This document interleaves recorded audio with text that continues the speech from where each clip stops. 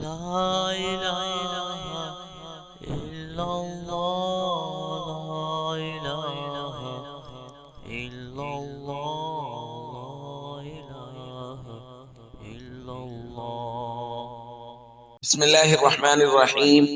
عن سلمان رضی اللہ تعالی عنہ قال قال رسول اللہ صلی اللہ تعالی علیہ وسلم فی الحدیث وهو شهر أوله رحمة وأوسطه مغفرة وآخره عتق من النار. رواہ البیہقی. نبی کریم صلی اللہ علیہ وسلم نے ارشاد فرمایا، یہ رمضان المبارک وہ مہینہ ہے جس کا پہلا عشرہ رحمت ہے، درمیان والا عشرہ مغفرت ہے اور آخری عشرہ جہنم سے آزادی کا ہے. دوستو یہاں ایک بات بہت اچھے سے سمجھ لیجئے کہ رمضان المبارک کا ہر لمحہ وہ رحمت بھی ہے، مغفرت بھی ہے اور جہنم سے آزادی بھی ہے.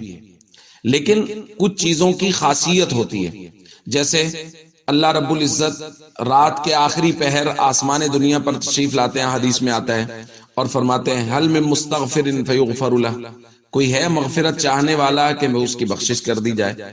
اب اس وقت تو اور بہت ساری دعائیں مانگنے والے لوگ ہیں اور اللہ ان سب دعاؤں کو قبول کرتے ہیں، لیکن خاص طور پہ ان دعاؤں کا یا ان چیزوں کا ذکر کیا ہے. اسی طرح رمضان المبارک کے ہر لمحے میں مغفرت، رحمت، جہنم سے آزادی ہوتی ہے، لیکن اللہ رب العزت نے کچھ چیزوں کو اسپیشل کیا ہے. تو پہلا عشرہ رحمت کے ساتھ خاص ہے، اس لیے پہلے عشرے میں اللہ رب العزت کی رحمت خوب برستی ہے، لہٰذا رحمت اللہ رب العزت سے رحمت مانگنی چاہیے. اس حوالے سے کوئی دعا منقول نہیں ہے. لوگ پوچھتے ہیں پہلے عشرے کی دعا بتائیے، تو پہلے عشرے کی کوئی دعا منقول نہیں ہے نبی پاک صلی اللہ علیہ وسلم سے.